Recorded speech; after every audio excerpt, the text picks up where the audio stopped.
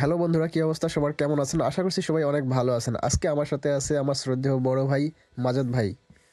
আজকে আমি মাজেদ ভাইয়ের সাথে কথা যাচ্ছি, জানেন? আপনারা শুনলে অবাক হয়ে যাবেন। মাজেদ ভাই আজকে আমাকে ট্রিট দিবে। মাজেদ ভাই স্যালারি পেয়েছে 10 তারিখে। তো আমি আজকে ফ্রি, ভাইও ফ্রি। সাধারণত আমরা ফ্রি থাকি না, তো আজকে যখন বললো যে ঠিক আছে চলো শাহিন, আমাকে আজকে আমি ট্রিট দিব, তো আমি তো ট্রিট আমাকে কেউ দিতে চাইলে আমি কখনো না করি না। আমি ওই চলে, কোনো রেডি হওয়ার টাইম নাই, জাস্ট একটা শার্ট পরছি, এই যে চলে যাচ্ছি। আজকে ইন্ডিয়ান রেস্টুরেন্টে আমরা যাবো এবং কি খাবো ভাইয়া? মাটন বিরিয়ানি। মাটন বিরিয়ানি আজকে আমরা খাবো। এটা হলো তেকি কার্ড।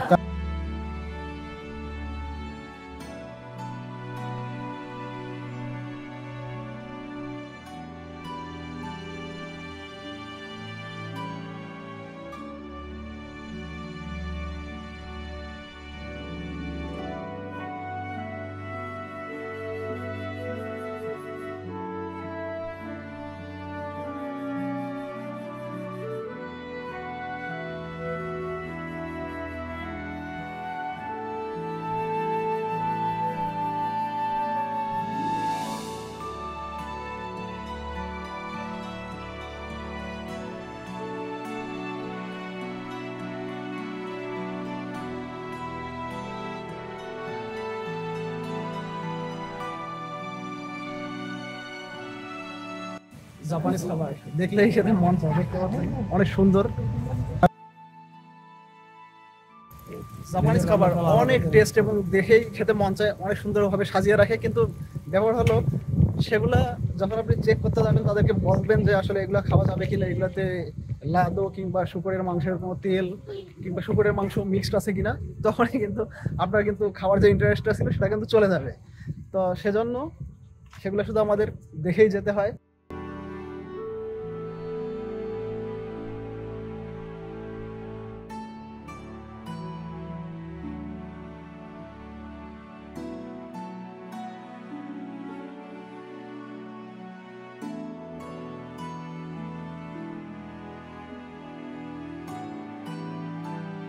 কত সুন্দর খাবার এগুলো সাজানো, দেখেই খেতে মন চায়, যে কারোর জিভে কিন্তু পানি এসে যাবে। কিন্তু মজার ব্যাপার হচ্ছে সেগুলো কিন্তু আমরা কিন্তু কেউই খেতে পারবো না। জাপানের সামার সিজনে বিভিন্ন রকমের ফুল দেখা যায়। এখানে দেখতে পাচ্ছেন একটা গাছ, অনেক সুন্দর এবং ফুলগুলো অনেক নাইস, গোলাপ এটা।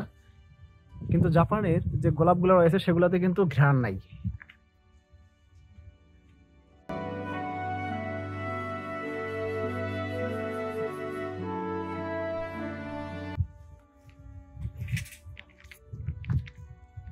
টোকিওতে আসার পর যেটা আমি দেখলাম সেটা হলো এখানে কিন্তু সাইকেল মানুষ চালায় খুবই কম। এখানে কিন্তু এমন ভাবে শহরটাকে কভার করা হয়েছে, এখানে কিন্তু প্রতিটা জায়গায় আপনি যদি যেতে চান, আপনি কিন্তু আশেপাশে অল্প 200 300 কিংবা 500 মিটারের ভিতর কিন্তু স্টেশনের অভাব নাই সেজন্য। আর অন্য আমি যে কোবে সিটিতে থাকতাম সেখানে কিন্তু সাইকেলটা বেশি ইউজ করা হইতো। আর এখানে কিন্তু টোকিওতে সাইকেল ইউজ না করার কারণে কিন্তু সাইকেল রাখার মতো যে প্লেস, সেগুলো পার্কিং গুলাও কিন্তু নাই। আর থাকলেও খুব বেশি একবারে এক্সপেন্সিভ, সেজন্য আমরা চলে আসছি ইন্ডিয়ান নেপালি রেস্টুরেন্ট। এটা হলো কিমান দোরা। এখানে মেনু দেওয়া আছে, আমরা মেনু দেখে চুজ করবো। শাহিন, আজকে তোমার যা ভালো লাগে তুমি সব খাবা, সমস্যা নেই।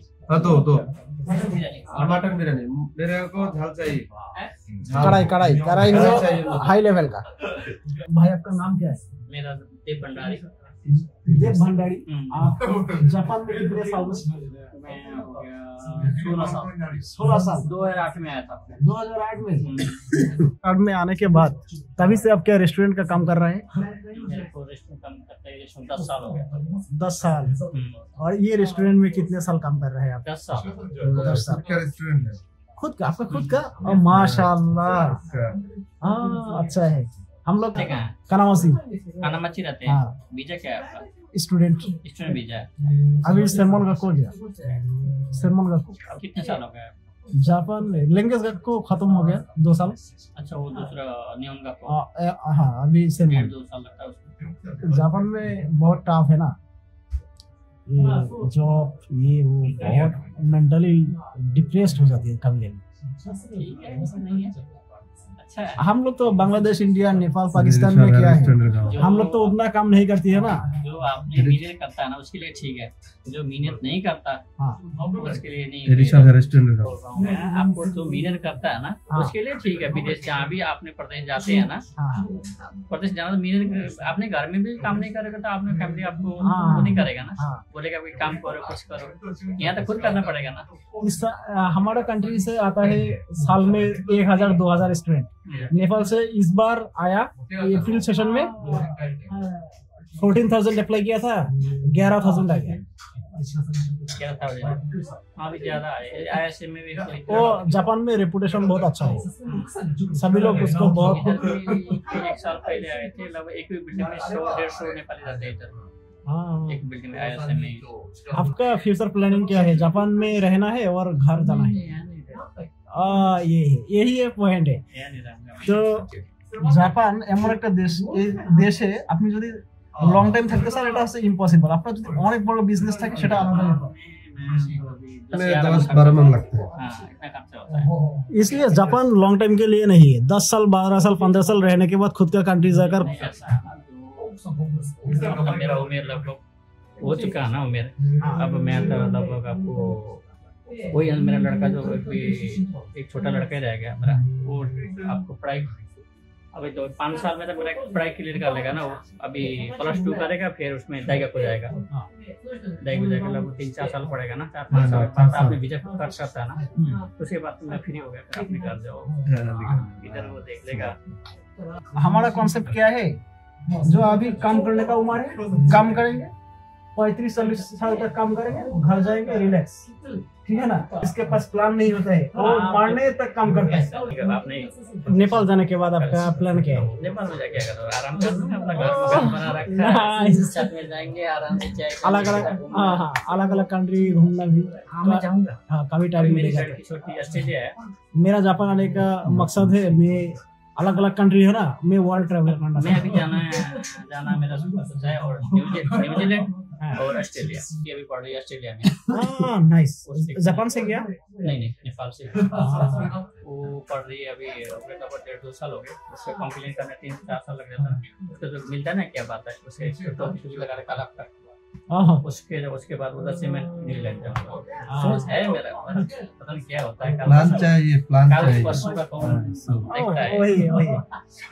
आपको बहुत धन्यवाद है, बहुत कुछ शेयर किया। हम लोग तो जापान में आया 2 दिन, आप आया बहुत साल हो गया, तो आपको बहुत धन्यवाद है। बस धन्यवाद, आरिगातो गोजाइमासु।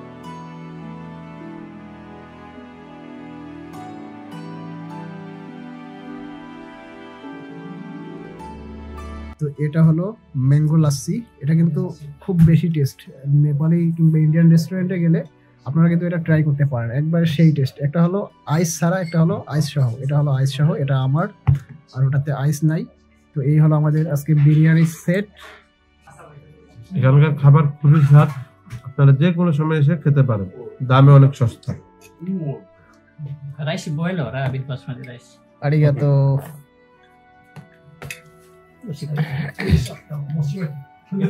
বিরিয়ানিটা আসলে অনেক কিন্তু স্বাদ হয়েছে, অনেক স্বাদ। আমি আসলে অনেক ইন্ডিয়ান রেস্টুরেন্টে খেয়েছি কিংবা অন্যান্য যে নেপালি রেস্টুরেন্ট রয়েছে, তাতে কিন্তু এটা কিন্তু আসলে অনেক ভালো। এটা হলো মাটন।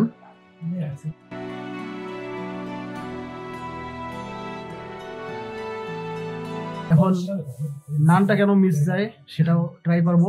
নানের সাথে তন্দুরি চিকেন, তন্দুরি চিকেন চলে আসছে। নানটা হচ্ছে অনেক বড়, বিশ্বাস করবেন না আপনারা, অনেক বড়। ও সুপার। বাংলাদেশে এত বড় নান পাওয়া যায়? তো এই হলো আমাদের নান রুটি। এটা হলো তন্দুরি চিকেন, 4 পিস আছে, নিচে আছে সালাদ। নানটা কিন্তু অনেক টেস্ট, অনেক টেস্ট, বিলিভ মি। চিকেন ভাই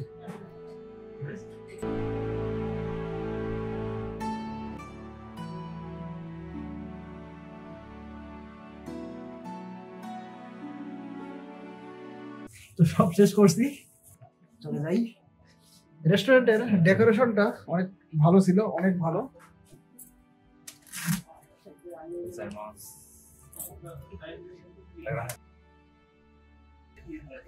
अरे अरे তো এই রেস্টুরেন্টটা পড়ছে আইএসএ স্টেশন থেকে, পায়ে হেঁটে আসলে প্রায় 3 থেকে 4 মিনিট। আসলে ইন্ডিয়ান রেস্টুরেন্টটা, এটা হলো ইন্ডিয়ান নেপালি রেস্টুরেন্ট। খাবারের স্বাদ ছিল খুব ভালো। আমি তো একটা নান রুটি খেয়েছি প্লাস বিরিয়ানি খেয়েছি। মাজিদ সাহেব জাস্ট বিরিয়ানি খেয়েছে এবং সে আর কিন্তু পরে নান রুটি খেতে পারে নাই, কারণ সে বলতেছে একবারে ফুল। জাপানিজরা খুব সুন্দরভাবে বাড়ির সামনে ফুলের গাছ লাগিয়ে রাখে। দেখতে পাচ্ছেন এখন সামার সিজন, শুধু গোলাপ ফুলের গাছ।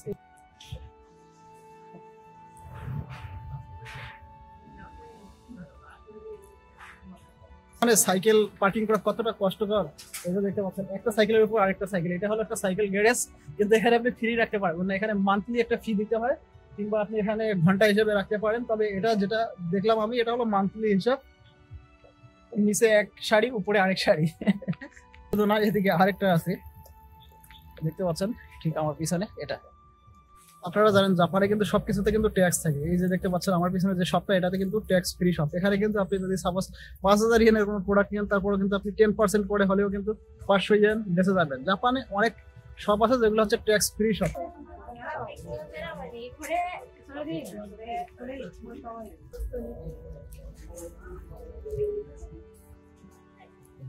এটা হচ্ছে 1080 ইয়েন। তো বন্ধুরা এখন যাবো রাকুতেলের শপে, দেখি কোনো অফার আছে কিনা। তো এটা হলো রাকুতেলের শপ। নতুন সিম যদি কিনেন তাহলে অফার আছে। কেউ যদি আপনাকে সোগাই করে দেয় তাহলে 6000 পয়েন্ট। তাছাড়া আপনি যদি আইফোন যদি নরিকাই করে নিতে চান তাহলে কিন্তু আইফোন নরিকাই করেন তাহলে 25,000 ডিসকাউন্ট পাবেন। এটাই অফার আছে। তো আমি নতুন একটা সিম কিনবো, সেজন্য দেখতেছিলাম কি অফার আছে। জাপানের এই বাসগুলোতে আপনি কিন্তু যে ট্রেনের যে সুইগা কার্ড বলে, মানে ট্রেনের যে আপনি ইউজ করেন স্টেশনে, সেই কার্ড দিয়ে এগুলোতে কিন্তু আপনি ব্যবহার করতে পারবেন।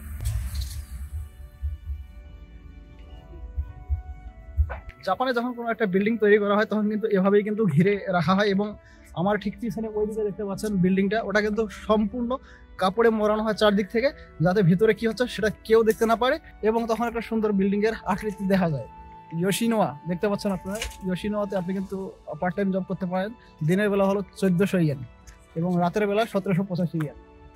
এটা হলো ছোট একটা পার্ক, বাচ্চারা এখানে এসে খেলাধুলা করে, দেখতে পাচ্ছেন আপনারা।